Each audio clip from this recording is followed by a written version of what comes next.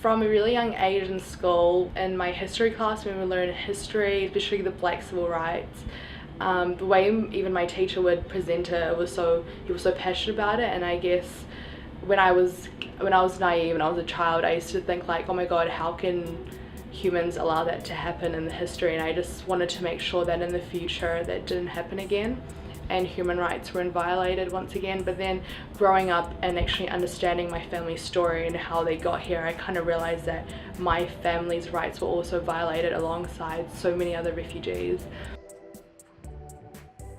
Meaning of refugee, their inability or unwillingness to return to the country of fear prosecution, civil war, where the person who suffered no more than ordinary risk of civil warfare is refugee.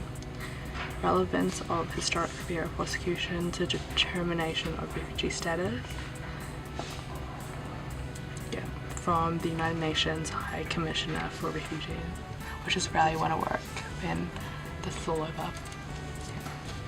I am Zheen and I am 18. I am currently doing first year law and arts, and I feel like this is just the start of my journey and I can just kind of see my future and career from here. And it's validated all of my passions and it's affirmed everything that I want to do. I was really scared going into law and realizing it might not be for me, but studying now halfway through, I realized that I'm exactly where I'm meant to be. So I guess just having that family history just creates an emotional attachment and motivation. But even if my family weren't refugees, I would still be inspired by the refugees who are still struggling today, and I just can't think of doing anything else.